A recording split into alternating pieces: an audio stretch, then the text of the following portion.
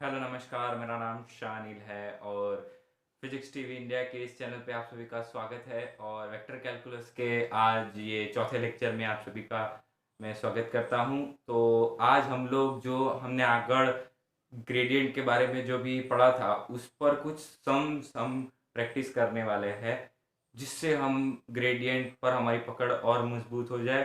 तो आइए हम ये पहला क्वेश्चन ट्राई करते हैं।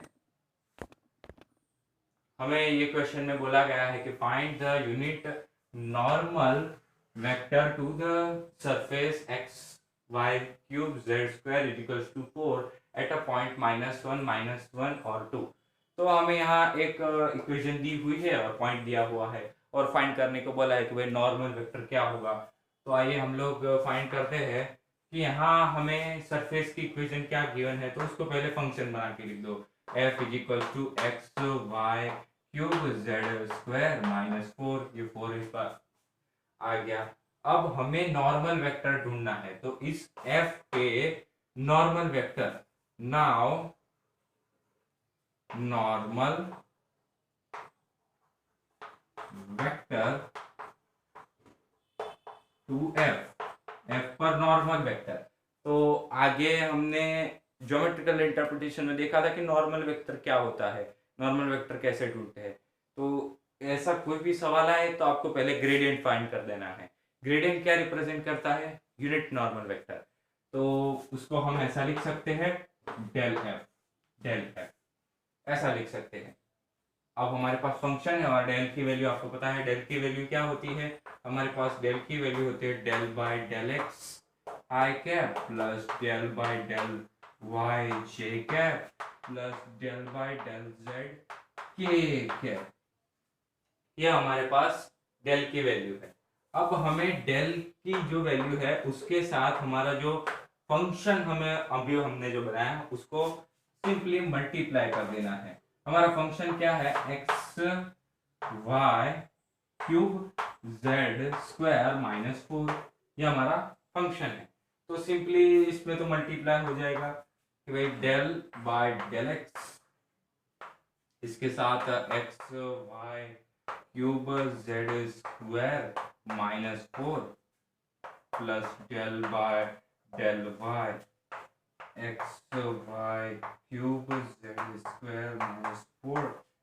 यहाँ आई कैप आ जाएगा, यहाँ जे कैप आ जाएगा और के कैप के साथ डेल बाय डेल जेड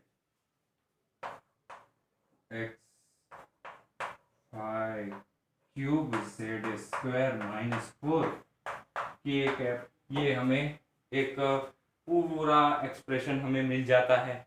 अब हमें क्या करना रहता है कि हमें यहाँ जो पार्शियल डिफरेंशिएशन में हमेशा यही होता है कि भाई जिसके रिस्पेक्ट में हमें डिफरेंशिएट करना होता है उसके अलावा जो भी हमारे टर्म्स है उसको कांस्टेंट मान लेते हैं। कांस्टेंट का डिफरेंशिएशन क्या होता है? जीरो होता है।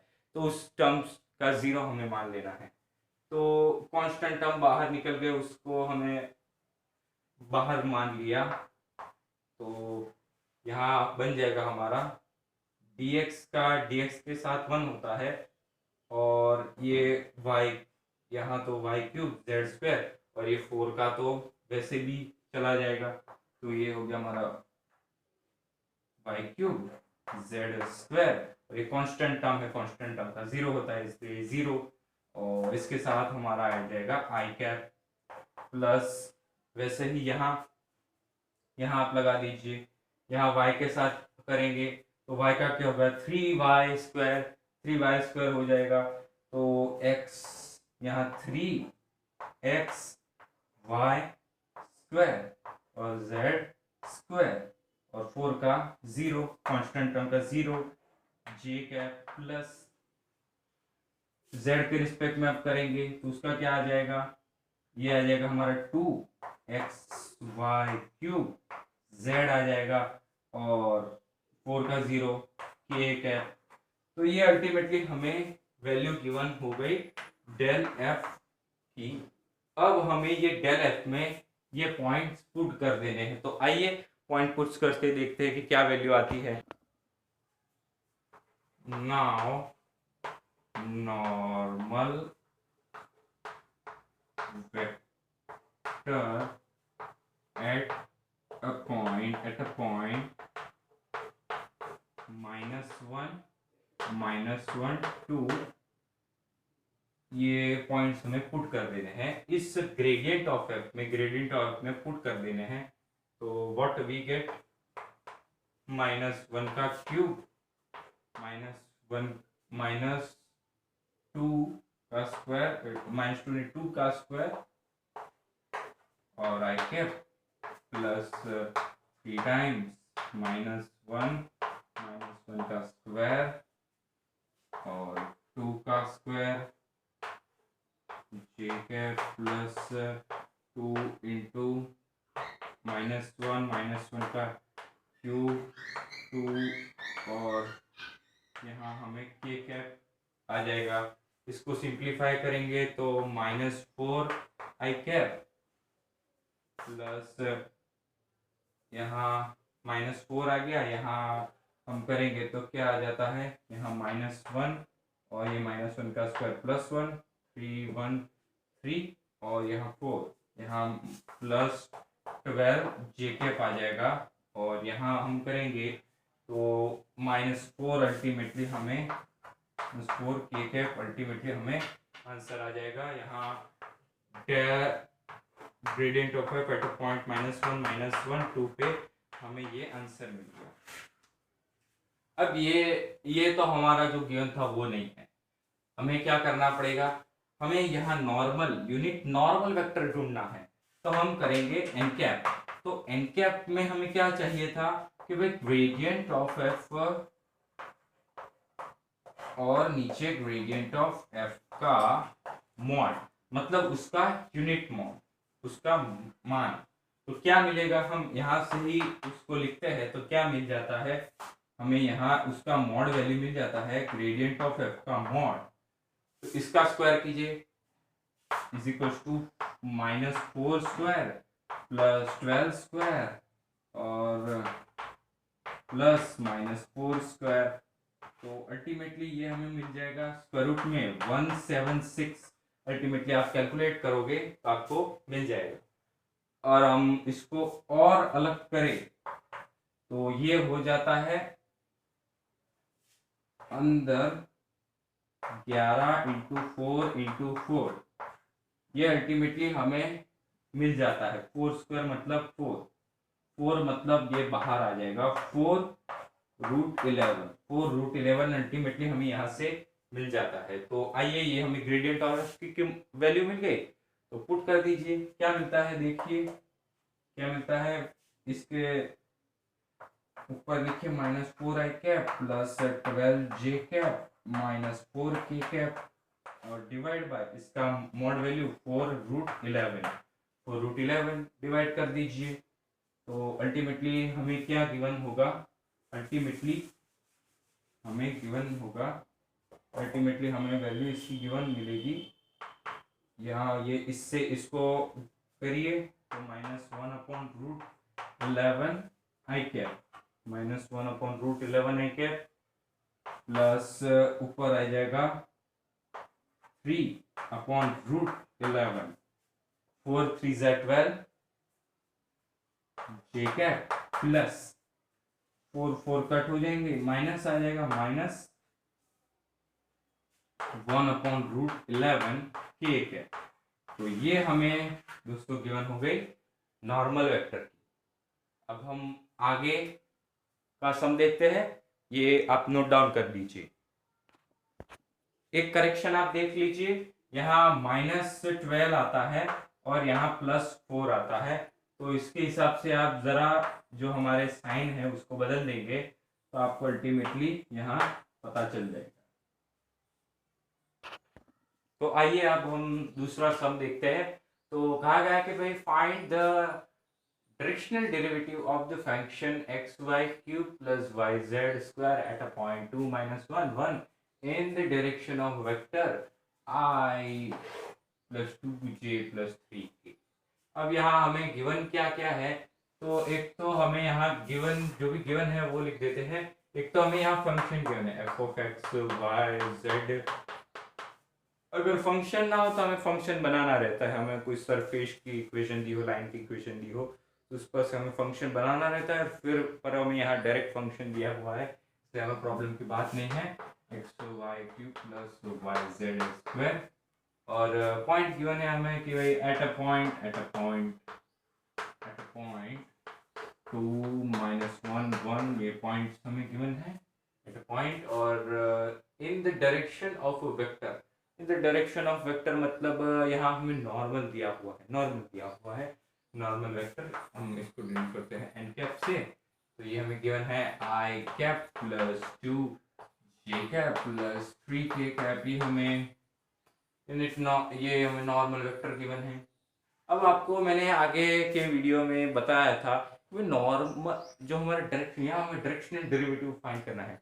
डायरेक्शनल डेरिवेटिव मतलब जो हमारा डेरिवेटिव आएगा, ग्रेडियंट आएगा, वो किस डायरेक्शन में वेरी कर रहा है, वो हमारा डायरेक्शनल डेरिवेटिव हो जाएगा। तो उसका फॉर्मूला क्या था? तो भाई directional derivative of the function, उसका ग्रेडियंट, हमें उसका ग्रेडियंट ऑफ एफ फाइंड करना है एट द पॉइंट, और डॉट प्रोडक्ट करना है हमें एन वेक्टर और divide by mod of n vector, का मॉड ले लेना है, तो ये हमें डायरेक्शनल डेरिवेटिव मिल जाएगा। तो इस इक्वेशन के हिसाब से अब हम आगे प्रोसीड करते हैं। तो पहले तो आइए हम ग्रेडियंट ऑफ एफ फाइंड कर देते हैं। अब आप ग्रेडियंट ऑफ एफ तो आसानी से फाइंड कर सकते हो। ग्रेडियंट ऑफ एफ आप कैसे फाइंड करोगे? तो इसको एक्स के रिस्पेक्ट में डिफरेंशिएट कीजिए। तो एक्स के रिस्पेक्ट में इसको डिफरेंशिएट करेंगे तो del x by del x तो 1 हो जाएगा, और यहाँ पहले वाई क्यूब रह जाएगा, और यहाँ ये तो पूरा 0 हो जाएगा। तो वाई क्यूब आई कैप हो जाएगा, ये तो प्लस वाई क्यूब आई कैप हो जाएगा, ये तो हमारा वाई क्यूब आई कैप हो जाएगा, और प्लस हमारा यहाँ अब y के रिस्पेक्ट में करेंगे तो y के रिस्पेक्ट में हमारा x रहेगा, तो यहाँ होगा 3xy स्क्वायर, और यहाँ पर प्लस y है, इसलिए यहाँ अल्टीमेटली y का 1 हो जाएगा, और z स्क्वायर रह जाएगा। ये हमारा हो गया जे कैप आ गया हमारा ये, और प्लस अब हम z के रिस्पेक्ट में करेंगे। z के रिस्पेक्ट में पहला टर्म 0, और दूसरा टर्म क्या हमारा आ जाएगा? दूसरा टर्म आ जाएगा हमारा 2yz, ठीक है। अल्टीमेटली हमें ग्रेडियंट ऑफ एफ ये मिल जाता है, ये हमारे ग्रेडियंट ऑफ एफ मिल जाता है। अब हम क्या करेंगे, इसमें पॉइंट्स पुट कर देंगे। क्या पॉइंट्स हमें गिवन है? तो gradient of f at point minus, यहाँ पर 2 -1 और 1 पर हमें पुट करना है तो वाई क्यूब, तो -1 का क्यूब आई कैप, प्लस यहाँ पुट करेंगे, क्या मिलेगा हमें? 3 इंटू एक्स मतलब 2, वाई स्क्वायर मतलब -1 का स्क्वायर, प्लस जेड स्क्वायर मतलब 1 का स्क्वायर, इंटू जे कैप प्लस 2 इंटू वाई मतलब -1 और z मतलब 1, ठीक है। ये हमें अल्टीमेटली गिवन हो जाएगा। तो अल्टीमेटली हमें यहाँ पर मिल जाएगा आई कैप, प्लस यहाँ से हमें मिल जाएगा यहाँ 3 2 6, और ये तो 1 हो जाएगा, 6 प्लस 1 7, जे कैप मिल जाएगा 7 जे कैप, प्लस यहाँ से हमें मिल जाएगा 2 -2 मिल जाएगा, यानी हमें यहाँ माइनस करना पड़ेगा -2, ठीक है। ये हमें मिल गया, पॉइंट पुट करके हमें एक वेक्टर मिल गया, पॉइंट कर ये एक नॉर्मल वेक्टर के जैसे ही हो गया है। अब हमें ढूंढना है इसका मॉड ढूंढना है। मॉड ऑफ एन ढूंढ देते हैं, क्या होगा? Square root of 1 square plus 2 square plus 3 square, ये हो गया है, फिर हमारा √14 हो जाएगा। तो आइए अब n की वैल्यू और ग्रेडियंट ऑफ f की वैल्यू ये सब रखते हैं और सिंप्लीफाई करते हैं। तो अब हम इस इक्वेशन में वैल्यूज रखते हैं, तो हमें क्या मिलता है? इसमें हम -i cap plus 7 j cap minus 2k cap, dot product करेंगे हम I cap plus 2j cap plus 3k cap और डिवाइड बाय रूट 14 के साथ हम इसका डिवाइड कर देंगे, इसका मॉड है। अब आपको ए और बी का डॉट प्रोडक्ट तो पता ही होगा कि क्या होता है, एक्स बी एक्स प्लस ए वाई बी वाई और ए जेड बी जेड। तो इस हिसाब से हम लोग करते हैं। आया तो चले जाएंगे, तो ये आ जाएगा -1 आ जाएगा प्लस 7 × 2 मतलब यहाँ 14 आ जाएगा और -2 3 × 6 ये अल्टीमेटली हमें गिवन होगा और नीचे √14। तो ये हमें अल्टीमेटली गिवन मिलता है 7/√14। ये हमें ऐसा कुछ गिवन मिलता है। और अब हम इसको और सोल्व करें फर्दर, तो 7 × 7 का रूट हम इसको लिख सकते हैं और नीचे √14 है, तो इसका होल का रूट 7 × 7/√14। तो 7 2 करेंगे तो अल्टीमेटली हमें गिवन होगा 7/2। ये हमें अल्टीमेटली डायरेक्शनल डेरिवेटिव मिल जाएगा, डायरेक्शनल डेरिवेटिव हमें मिल जाएगा 7/2। ये हमारा आंसर हो गया। तो आइए अब हम कुछ और एग्जांपल गिन के हमारा कंसेप्ट और हार्डकोर करते हैं। तो आइए एक और एग्जांपल है, उसको हम स्टडी करते हैं। तो which was the last example from today? तो find the directional derivative of this y used 5y²y। ये फंक्शन हमें गिवन है और at a point p111 in the direction of the line. अब यहाँ पर हमें क्या गिवन है, एक लाइन की इक्वेशन गिवन है, पॉइंट गिवन है और ये गिवन है। अब हम जानते हैं डायरेक्शनल डेरिवेटिव के लिए हमें क्या करना पड़ेगा, तो भी हमें gradient of f eight a point, इसको ग्रेडियंट ढूंढना पड़ेगा और एन कैप ढूंढना पड़ेगा।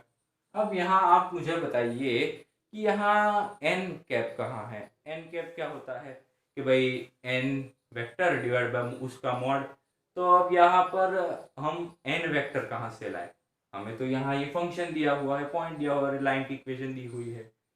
अब यहाँ हम लाइन की इक्वेशन से पता लगा सकते हैं। ये जो हमें लाइन की इक्वेशन गिवन है वो इन कार्टेशियन फॉर्म में गिवन है। इसको हम यूजुअली डायरेक्शन रेशियो भी बोल देते हैं। तो इसमें से हम कैसे निकाल सकते हैं, तो ये आप जो ऊपर देख रहे हो ये पॉइंट्स है, यहाँ कुछ नहीं है, मतलब -0 ये हमारे पॉइंट्स है और नीचे जो है हमारी ये डायरेक्शन। तो इस पर से हमें जो हमारा एन वेक्टर है वो हमें क्या मिल जाएगा, एन वेक्टर है हमें मिल जाएगा 2i cap 2i cap 2i cap minus 2j cap plus k cap 1k cap. ये हमें अल्टीमेटली एन वेक्टर मिल जाएगा। अब हम इसका मॉड ढूंढ लेते हैं। पहले तो मॉड ढूंढ लेते हैं, तो स्क्वायर रूट में 2² प्लस -2² प्लस 1²। तो अल्टीमेटली ये हमें मिल जाएगा 2² मतलब ये तो प्लस हो जाएगा, मतलब 8 और 9 और ये 3 मिल जाएगा हमें। अल्टीमेटली ये हमें 3 मिल जाएगा, ये रूट के अंदर 9 है। 4 + 4 8 और ये 1 8 + 1 9, 9 का रूट 3 होता है। मॉड ऑफ एन हमें मिल गया है अल्टीमेटली। अब हम क्या निकालते हैं, डायरेक्शन डेरिवेटिव ढूंढने के लिए, और हमें क्या चाहिए, एन कैप मिल गया, हमें एन कैप मिल गया, एन और ये मिल गया। अब हमें क्या चाहिए, डायरेक्शनल डेरिवेटिव के लिए हम ग्रेडियंट ऑफ एफ फाइंड करना पड़ेगा। तो आइए करते हैं, पहले ग्रेडियंट ऑफ एफ फाइंड कर देते हैं। फिर ये लगाइए क्या आएगा, इसका आएगा 5 2